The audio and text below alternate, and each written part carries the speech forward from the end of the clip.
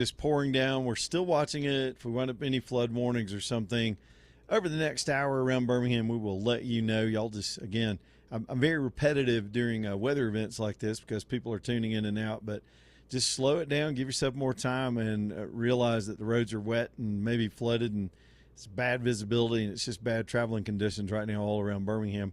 I ain't looking at any of that. I'm looking at this river that you can see on the Talk TV app if you're watching us anywhere that is. I'm hanging out in Durango, Colorado, where the sun is still high in the sky as finally got this far out west, a little ahead of some vacation time and some more show travel, and we look forward to doing that this summer in the next few days and weeks here on the show. Many of you have heard about it already, maybe tired of hearing about it by now, especially AJ. AJ, how much are you going to be tired of hearing about all this trip stuff? I do like this thing, having a beauty shot where you're not having to look at me here on camera, just being able to show y'all something else. Well, it's kind of cool because I love seeing the contrast because I'm on one side I'm seeing sunny skies, partly cloudy skies, beautiful terrain, beautiful river. I don't know if it's a green or bluish color, but whatever it is much beautiful than when I'm looking out my window, which is raining, and more rain. More rain. And see, here's my ugly mug on the in the studio. Oh my shot. gosh, put that back now. Yeah, I put it back. I got hat hair. I hadn't had a shower in 2 days. This is that kind of travel where you just get up and go, and you do it, and then you flop, and you get up and go again. Hey, I appreciate all the calls too. Y'all been real fun today. We've had a few headlines today by now. People still reacting to the Iran situation.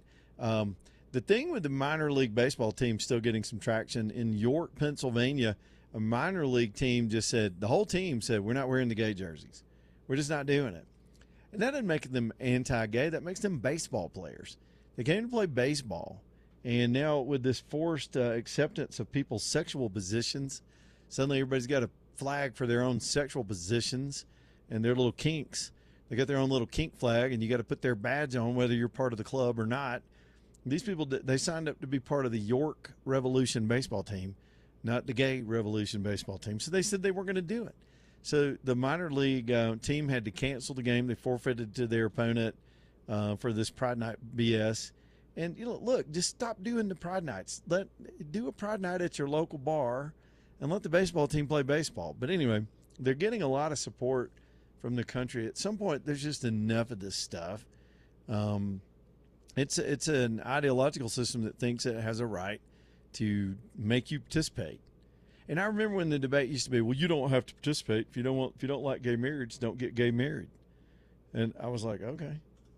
And now they're like, no, you got to wear our colors, and you got to come to our things, and you have to. You got to bake our cake. Bake me a cake maker. Take my picture, photographer. You have to participate. There's a place to draw these lines, and now it's in both major league and minor league baseball. Plus, I got to say, of all the gay jerseys I've seen, this one may be the gayest. They took the jersey that just says York, the one I'm looking at. It's one of those snap button front jerseys, and it says York on the front. And both the sleeves are complete, just giant rainbow sleeves. These guys are like, hell no, I'm in the minor leagues. I'm not getting paid enough for y'all to take my dignity away and maybe wear the gay jersey. Plus, all their friends are going to see them on social media with the gay on. All right, let's go to the phones. I appreciate your call. That's one of the few outside-the-box stories that we've got going on this afternoon. James is up first this hour over on line 3. We'll get some phone calls. Y'all bring it, 545-9950. James, what you got, man? Hey, Leland, I was wondering, do you know if you went over Wolf Creek Pass or not? I don't think so, because I came in out of New Mexico, and came right up through the southern border and didn't get too far into Colorado before we started getting into the mountainous area. We're kind of right at the foothills of all that. Well, you're on Highway 160, right? Yeah, I think it's 160/550, that kind of highway. Yep. Yeah, that would be east of you. I don't know where you came into Colorado and got on 160, but it's east of you. Do you know if you went through Pagosa Springs? Does that sound familiar? You know, I was telling the story earlier that sometimes it's crazy out west, and in even some places in Alabama, you can ride through a town and never see the name of the town on anything. You got to look at your GPS or check out where you are. I don't recall seeing that on anything that I saw this morning. It was just about a 3.5, 4 hour drive up out of Albuquerque this morning. Right, but you'd probably this would be a mountain pass. You'd know you'd have to climb a pretty good mountain and come down the other side also. So yeah, I don't probably think so. would. Do you remember doing anything like that? Not this morning. I did some hills, but not anything super big. Okay, yeah. There's actually a song about that. Truckers losing their brakes going down that pass and all. Yeah, and you've never heard that song, I guess. What's the song called? It's called Wolf Creek Pass by that C.W. McCall. Well, he did a lot of trucker songs. I knew a lot of his stuff when I was a kid, but don't know that one. Right. He's the one that had Convoy, of course. And, he's got a pretty good song about that pass, and it's pretty interesting if you listen to it. But I was wondering if you had went over that or not. You'd probably know it if you had. Yeah, I do have some treacherous driving to do tomorrow to get further north, and I'm all ready. I'm ready to go. I'm ready to do it. I'm watching my brakes, not let them get hot. Let the engine do the work, and let's get over this thing. Oh, okay. You got a Jake brake? Yep. Oh, you do? Oh, good. Okay. Yeah, I'm a trucker. If you haven't. Right now, I'm a nervous wreck. I'm in Birmingham, and it's raining. I'm empty. You can't see, and it's terrible. Slow it down, brother. Watch it. Yeah, I have. Hey, which way are you going when you leave Durango? Are you going to go north or west or what? Kind of going north and west, generally heading toward I'm going to hang out in Colorado for a few days and do a music festival, and then heading sort of over into Utah and through Salt Lake City and up into Wyoming for several days. And then we're going to be in South Dakota, back into Wyoming, back into Colorado, just making a big loop out here. Okay. You know, you're going to – tomorrow's going to blow your mind, I'm telling you. I know it. Everybody says so. I remember a few years ago, I come out of Utah, and I mean, I've been all over the country, so I was used to the mountains and everything, but I took a route that I wasn't used to, and I know I got off there at Grand Junction, and I came down just kind of going southeast, and I remember telling my wife that night, I said, I wish you could have seen what I seen today. It's just something else, you know. So, it's beautiful. Anyhow, you'll get to see all that tomorrow. So well, James, I appreciate you, buddy. Thanks for the advice and the direction, and you hold it down on the road, too. I tell you, some of the worst driving on this whole trip, people ask me all these questions, what are the worst roads? So one of the worst cities that I hate going through is Memphis. Now, you know, Shreveport's got crappy roads, and maybe they've done some paving, and Memphis seemed a little better this time, but it's something about the way the roads kind of jam through there and the way people drive there, and the roads are rough as hell, and just – you don't really breathe till you get out toward Oklahoma because it's just bumpy and crazy. But I don't mind the mountain driving as bad as I mind going through some of the cities that are just so rough and crammed up, and people raising hell and running around you and all that stuff. All right, who's next? AJ, let me get this. For some reason, this monitor just did that other caller. There he is, Larry in Gardendale. We'll go to line 4. What's up, Larry? Hey, Leland. First-time caller, but I listen to you about every day.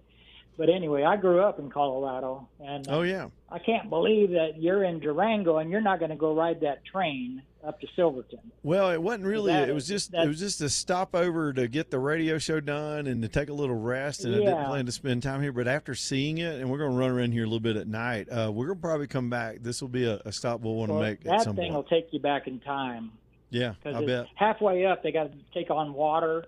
And then you go up to Silverton and you have lunch, and then they turn the train around and you come back to Durango. So it's an all-day trip. But well, you know, have you been to the Royal Gorge Bridge? Say that again. What was the name of it? Have you been to the Royal Gorge Bridge? No, I don't think so. Down around Canyon City. Nope. That's the world's highest suspension bridge, and it's like 2,000 feet straight down. Where is it? Where is it in it's Colorado? Down by Canyon City. And where's that? Towards Colorado Springs. Towards Colorado Springs. Gotcha. Okay. No, we haven't gotten that far north yet. You need to do that too. You'll be amazed at the Royal Gorge Bridge. And we used to be able to drive across it, but they won't let us drive across it anymore. You have to walk across it. But when I lived there, we could drive across it. And then another thing, there's a castle called Bishop's Castle, built by one man. If you need to Google that. It's down by Westcliff, which is down close to where Canyon City is. Okay. And this one man built this castle by himself. And all the rocks that he used in this castle, he gathered right there in the mountains. So all them rocks are free. Of course, he had to truck them in. And then he put a fire-breathing dragon at the top of it, so he can fire up this thing and it'll blow smoke over the highway, and you can see it for miles away. And it's just a neat thing to see because it's free. And it's around Westcliff. So if you ever get in that area, you need to do that too. So anyway, you're in my favorite state. But I've been in Alabama for 30 years now, so I guess this is home now. So anyway, I just wanted to call in and say you're in the most beautiful state around. Thank you, Larry. I appreciate that, buddy. A lot of good advice tonight. And since we are going to track back through here, coming back from north, maybe I can put some of these stops on there. We haven't built that. Let's go to Rob in Trussville, AJ. We'll go ahead and flip the call. We haven't built out some of the stops yet on the back half of the tour, so I might be able to squeeze some of that in. The radio show is going to dictate, though, so we've got to get to locations where we can get the show produced, and it's less vacation for that part than just a rolling kind of work trip, which is still fun and a little bit of a challenge, but I love it. I love shaking things up. Here's Rob in Trussville. What's up, Rob? Hey, Leland. Thanks for taking my call. I used to be man. stationed out at Fort Carson, Yeah. and there's a guy out there that he's known as the most armed man in America and has the largest private military museum in the country. And the thing about this guy's museum is that everything works. His name's Dragon Man. You got to check this dude out. He's got videos and stuff. He's on YouTube and all that, but it's Dragon Man, and he's a Class 7 arms dealer. This dude has Machine Gun Mondays. You can go out there and shoot a minigun on his gun range. Dude's unbelievable. And he's also the guy's got a machine shop. He's got a hot rod museum and his military museum. You'd love it. Absolutely incredible. Yeah, all those things are up my alley. Where is it now? What town? Where are we? It's in Colorado Springs, next to Fort Carson. It's called Dragon Man. Dragon Arms, Dragon Man, Dragon Land, And when you look at this guy, you're gonna be like, "Holy cow! It's amazing." This dude even has he's got weapons from every military conflict that America's been in, and he's even got in his World War II room. He's even got the nerve agent gas that they used in the gas chambers that the Nazis used. He's got some of that. Dude's got he's got everything. I'm serious. It's unreal. Well, you know what? I'm telling you, I'm trying to pick a stop somewhere in that area after I think I'm coming through Golden, and if it works out, I may reach out to them and we may do a show there. We may take the cameras, take the radio show, and just do a show on that side if he'll let me do it. Yeah, trust me, the museum is unlike anything you've ever seen. I love it. Unbelievable. I'm taking notes, buddy. I'm on it. Yes, sir. Hope you go. All right. Have a good one. Thank you, Rob. Thank you, man. Yes, listen to all the good advice I'm getting this afternoon. Let me give you all some good advice, and that is if you need some heating and air work done and in the thick of summer, you could just don't be lazy like me and not get your service work done. Now, I lean on that a lot because I just think it's good advice. I mean, I do that with my sons, too. I'm like, take care of your air conditioner. I'm turned into my granddad. But it's just true. I was lazy on a previous home and just never did any service until the thing blew up.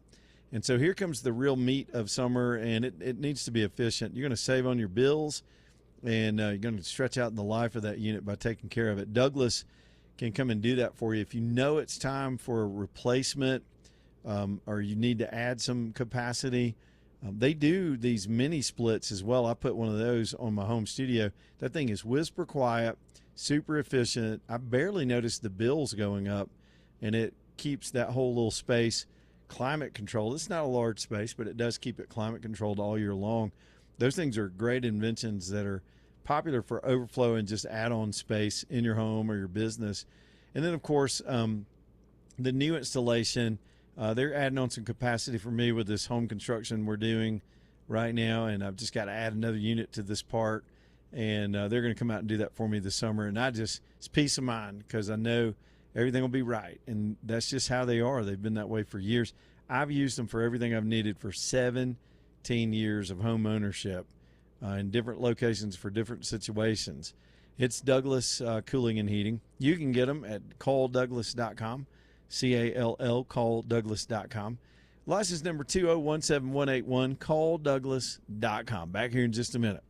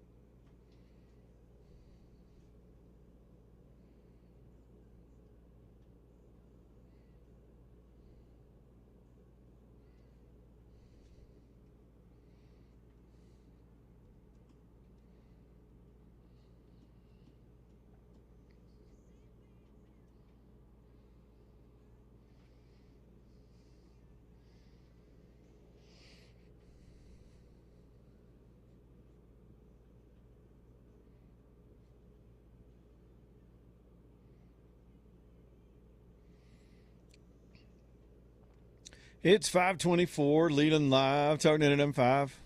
All-American Metals next up here on the show. Man, these guys can knock out a steel building for you if you've got something to build. Whether it's a shed on your property or you got some acreage and you want a steel sort of pole barn. Now, I'm going to tell you, I was so foolish when I was starting my barn project. I thought it had to be a classic wooden barn. I didn't want a tacky metal building.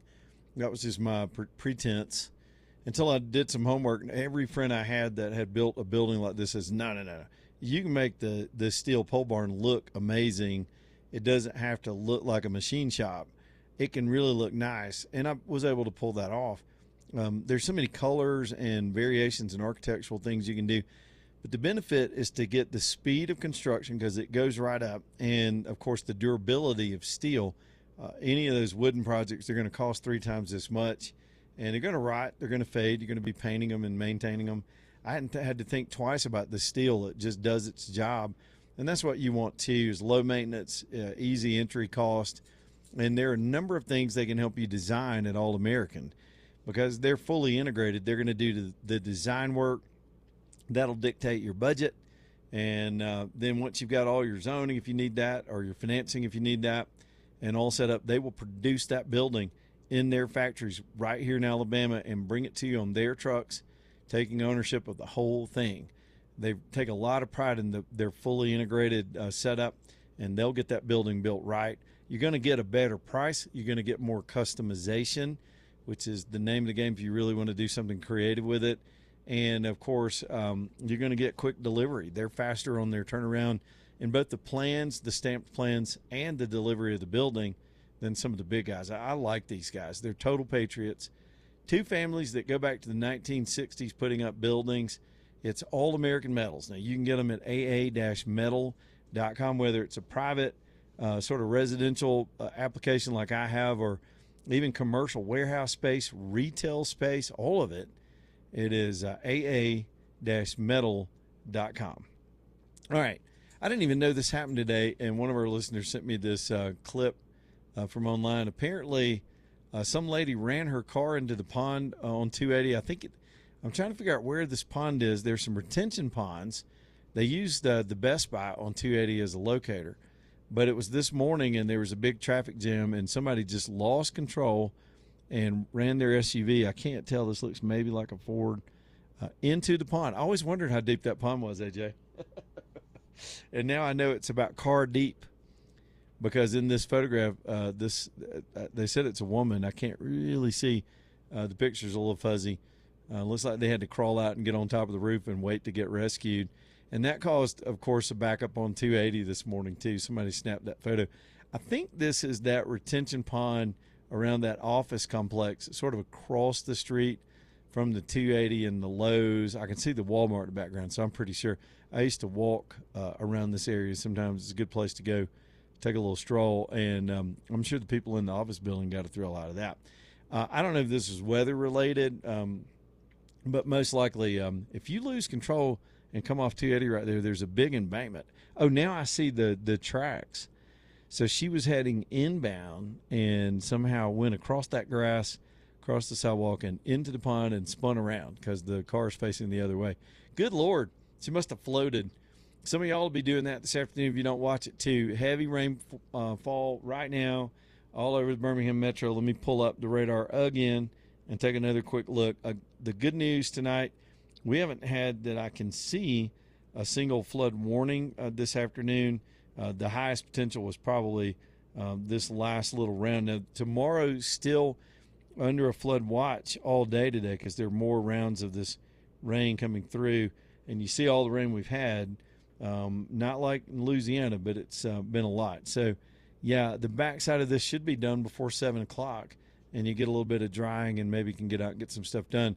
But be careful. Hydroplaning is the real deal, and you don't want to do that out there on the roads this afternoon. Crocker Moving Services bringing you the show tonight. That's Eric Crocker and his whole company. If you got any kind of moving to be done, let them handle it. They're the pros. They're insured and bonded, so if they drop it or break it, which they don't tend to do because they got all the tricks, it's covered. And plus, you don't want to pull your back out or ruin a friendship trying to do it yourself. Don't be cheap. Buying beer and pizza for people to move you, that's for college kids. You're a grown-ass man. Get Crocker to help. Or some of y'all are actually grown-ass women. They've got a 2-hour rate. They've got a 2-hour minimum. So if you just have one big thing, they'll charge you a minimum for 2 hours of their time. Knock that out and be off to the next customer. And, of course, they can do the full-fledged moves all the way across the country if you need them.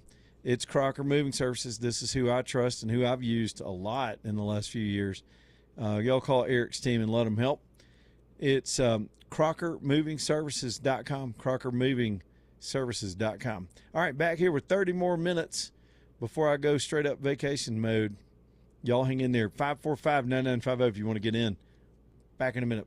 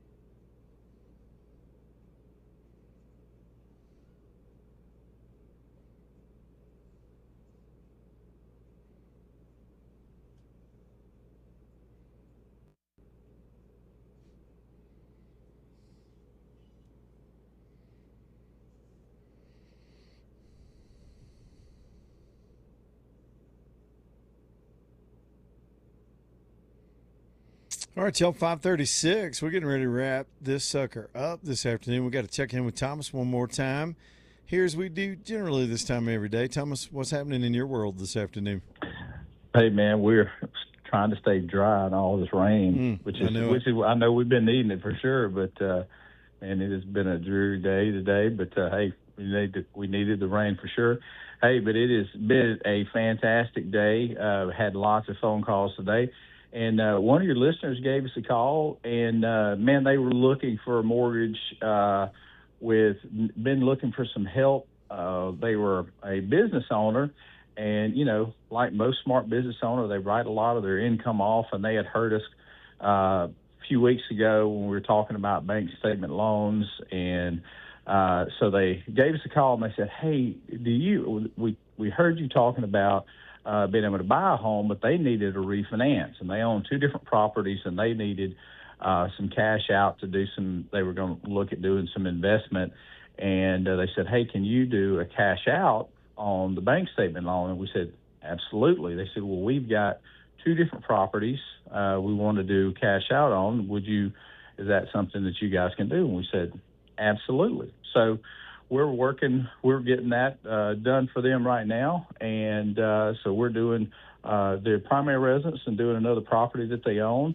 And so, man, that is something that we love helping people on. And I'm glad we have such a great product doing bank statements where if you do write off a lot of your income and you're not able to use your tax returns, we can use your bank statements, whether it's a refinance or a home purchase. We can use those bank statements as your income. Over the last, use 12 months bank statements as your average income, and use for refinance just like we can on a purchase. So I'm glad they were listening. I'm glad they were loyal listeners of yours, and gave us a call today, and we're able to get them helped and going to get those loans done for them. So give us a call today if that's something we can help you guys with, 205-859-8859, or savewithstockton.com. Savewithstockton.com. Thomas, we appreciate you, my friend. You stay dry, and we'll chat with you later. All right, man. Yes, sir. Bye-bye. All right, there's Thomas tonight. Yeah, they're always helping people. And one more thing about that is do those pre-approvals. And I don't mean this I mean a true approval. When they put you through the ringer and you know how much you can afford, it's like money in your hand if you're going to go make a offer on a house. And I have seen many times in real estate where a seller will take a little less money for a known deal than speculate on somebody that's trying to offer more that may not be able to get it together financially. It's a bird in the hand kind of approach, and that's just true. So if you're out there kicking tires on houses this summer, make sure you do that. Okay, I'm hesitant to stray too far away from the ongoing weather situation. I'm kind of looking here to see if anything has happened. It says blah, blah. You know, the real severe stuff, the frightening looking stuff is all down in Louisiana, South Alabama, far South Alabama, some of Mississippi. We're seeing water rescues going on right now. There have been some tornado damage. We had a tornado earlier in the week in the same area down in South Alabama, down around Ozark. It was small, but it was a tornado nonetheless. So Tropical System Arthur bringing more rain to the area tomorrow as well. And so the flash flood watch, just bears repeating one more time, is going to go through tomorrow. So that just means conditions are favorable. If we get one of these sudden incidents, you could find yourself in a flash situation. So we'll get through it.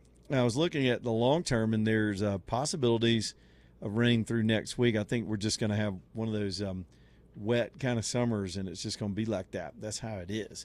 545-9950 if you want to get on in the show.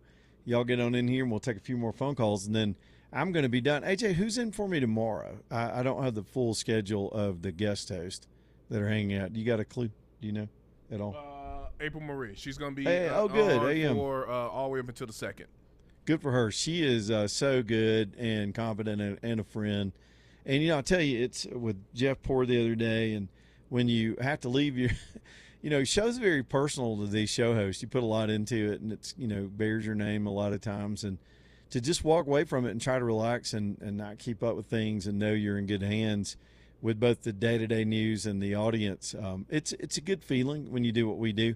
I know some of you have jobs where you can just take a week off and then just pick your work back up, but somebody's got to do your job for you in other occupations, and this just happens to be one of them. And so summertime, we're always I don't know that we ever, sometimes during a whole summer, we'll rarely have any weeks, and we're all still on a normal schedule when we rotate our vacations in and out. And I won't get a chance to say much to the audience before the 4th, but y'all go out there and have a good time. You know, I've heard people criticize folks that are out on the 4th barbecuing and boating and whatever people decide to do, cooking out, whatever you want to call it. But that's what the 4th was about. I mean, it's a celebration. It's our freedom. And the freedom to do what? The freedom is whatever you want to do. So enjoy it and be safe. And as AJ and I have told you for almost 17 years, if you light the firecracker, throw the firecracker. Don't hold on to it. That goes bad every single time. Boaters, man, y'all be careful out there. We've already had some tragic incidents this year on the lakes and whatnot. But see if you can squirrel away a little bit of time. I look at some of the stupid things that are happening in our politics today, especially this rise of these socialists over on the Democrat side. And the one thing that's really occurring to me, and I'm looking at the age ranges of the folks that are participating in this, and it's that I even had this thought today listening to the news. I think there was a rally for Mamdani, or whatever his name is, in New York, where he's sticking up for the other Democrat socialists. They're thinking they've got a movement going, and it's sort of our fault. My generation, the Gen X guys that raised the generation behind them. I think what happened, and I'm generally very much generalizing because it's not all of them. I mean, I know too many young people that are in that age group that are now like the rest of us. They've grown into having kids and paying mortgages and taxes, and they're seeing the abuse of our government. They're becoming more conservative. But these people that want a completely different system than what our country's always been about, how did they get there? How are we so foolish that they didn't know the lessons that we knew growing up in the Cold War about the abuse and the reality of socialism and communism? And it's our fault. I think after the fall of the wall, we took for granted. My oldest sons were born after the fall of the wall. It was a whole different world they were born into. And I think we just, through osmosis, assumed they would know these things. We just assumed they would understand that. And so the ominous threat that was the Soviet Union and the Soviet bloc countries was so clearly obvious to us. The abuses and the outrages and the failures on every front, their economic system, their industrial base, their healthcare system, it was a worldwide joke. And we got to see it. Then it went away in a way because of the fall of the wall and the breakup of the European Union, and it re-established itself under a different brand and a different promise all over the world. Even though it continued to fail, it didn't do so as spectacularly as what we saw. And I believe my generation, and I'm as guilty as anybody else, just assume, well, we kicked the commies' ass. Reagan won that without firing a shot. The world's a better place now. But it's like any other cancer, and that's the best description of it. It will metastasize wherever it can plant its cells, and it's trying to make a comeback in this country. So the whole point of that little speech is to try to stop and study yourself, brush up on the founders, that hot July 4th, the bravery that it took to do that 250 years ago. They knew it was certain death if they signed that document. And some refused to do it. But they had enough, and they could not have known, sitting in that hot room with all the tension that was going on in Philadelphia and the fear, the different interests that they had. They had the agricultural states in the South and the moneyed industrial and / banking states of the North. You know, they had different interests, different ties with England, different threat levels. Some had port cities that could be invaded by the Brits immediately with their Navy. We didn't have a Navy. We didn't have anything but some willpower. And I say we because those are our forefathers, all of us, black, white. We're all in a better place today. We live in the greatest country in the world in the most luxurious and convenient times, despite the bad economy. We've got diseases that we take for granted that are just cured, that are just over, conveniences that have spoiled us rotten. And those people couldn't have conceived what was about to happen if they fought this superpower off. They just wanted to not be taxed so much. They wanted to be left alone. They didn't want to live under a king where they didn't feel that they had power anymore. And so they did what they did, and it started with that document. It was one of the bravest acts of humankind, one of the most transformative things in human history, because it changed the world. The fact that they did that day, that they signed that document and moved forward. And a lot of them wound up arrested and incarcerated and losing their livelihoods because the war was brutal and it was ugly, and we barely won it. And then they had to figure out how to put a country together. They didn't even thought that far. I don't even think they knew. It's like the dog that chases the car and then it catches one. I mean, it was like they just did it, and they did it because it was the right to do, and they sought God, and they studied history, and they knew there was a better way to do this thing. And they didn't invent it, but they created a system that had never been seen before, and it flipped the pyramid of power on its head, and it flipped it upside down. And it changed the way the whole world saw how power should be meted out and what can happen when people are left to their own devices to survive and keep what they earn and invent and create and be industrious and be free and speak their minds and defend themselves. The world had never really seen that before.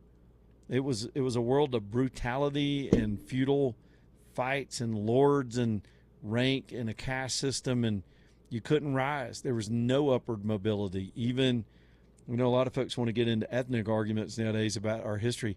These were white people oppressing white people, and these were white people that signed that document to fight white people over that oppression. It wasn't anything to do with them being the oppressors. They were sick of it. And they created something that over time has been stress tested and has always proven to be durable and worthy. And it changed the world. I've given this speech so many times on the show, I get so fired up. We were pooping in the woods when they signed that document. We didn't have modern plumbing systems.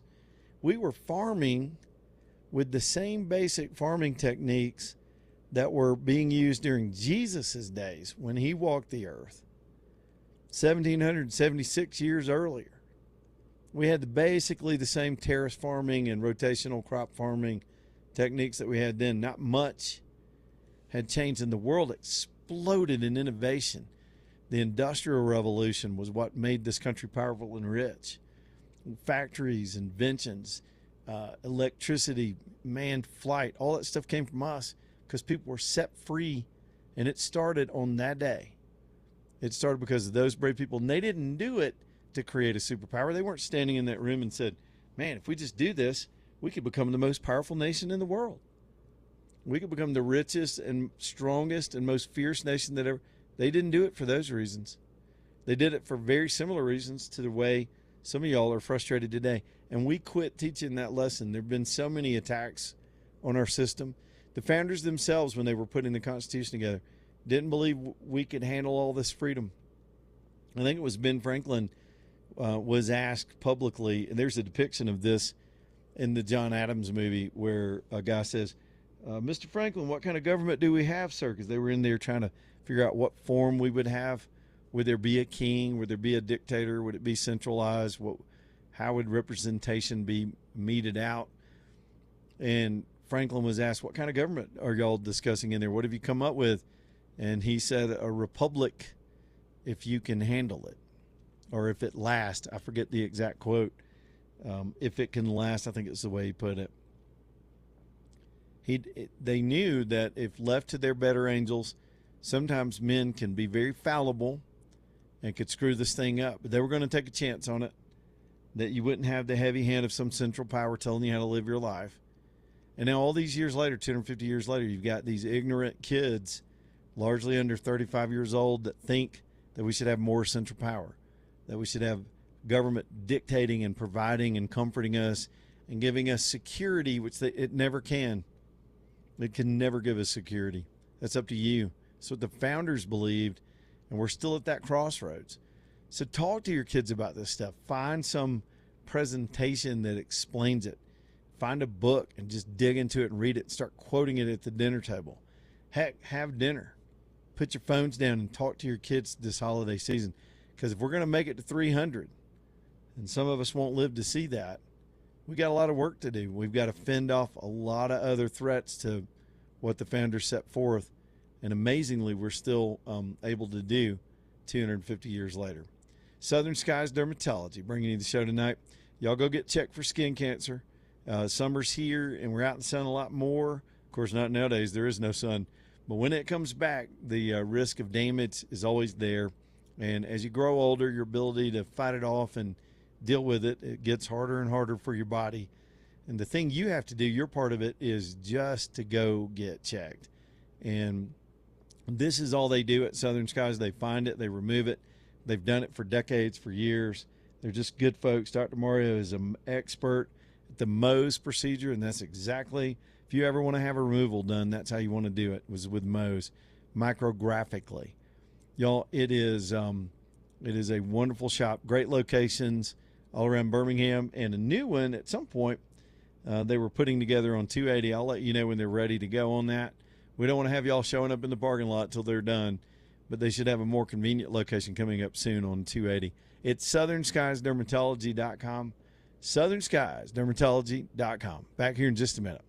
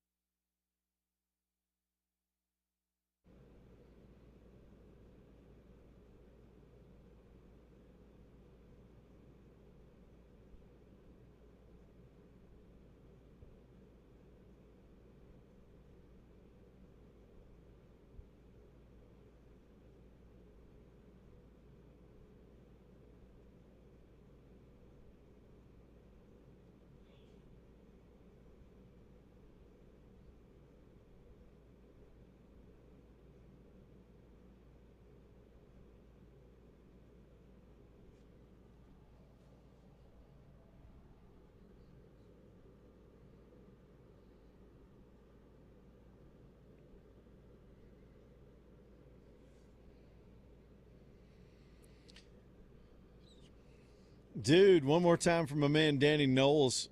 Up a little bit today on the Dow. The market's loving all this talk about an Iran deal, even though the rest of us remain skeptical. We'll see what it does over the next few days. Oil's still coming down. Danny Knowles and his team are ready to help you with your investments. And look, they do take people, if you're going to wildcat a little bit and you want to have some stuff placed and you've got a more aggressive strategy, they'll talk to you about those things. But for the most part, it's sane, rational retirement planning where you're just trying to look at the big picture and get there one day so money can finally work for you instead of you for your money. Whether you're starting out, starting over, or sitting on your nest egg and you just want a better return, you can trust my lifelong friend Danny Knowles to help you with all that. It's the KnowlesGroup.com, N-O-L-E-S, the KnowlesGroup.com. Y'all reach out and listen to their show on our station on the weekends. Understanding Money. It airs on Saturday afternoon and Sunday afternoon here on the station. Good bunch of folks over there. The KnowlesGroup.com. The quote, I botched the quote from Franklin. It was, "A republic if you can keep it." That was my patriotic wife gave me the exact quote. She was listening. I hope she wasn't listening to the part about how scary the drive is going to be tomorrow. That's all I'm saying. She might come back on a plane and just host the show for me while I drive out here. She doesn't like that stuff. But she's in good hands, though. She'll be all right. I can drive this thing. Hey, man, y'all enjoy the next couple of weeks, and we're going to have some fun shows out here. And, AJ, hold it down, brother, and I will talk to you soon. All right, man. Enjoy your time off. Enjoy out west, and I'll talk to you again on the radio. Stay tuned for Breaking Bread coming up next. Goodbye, AJ.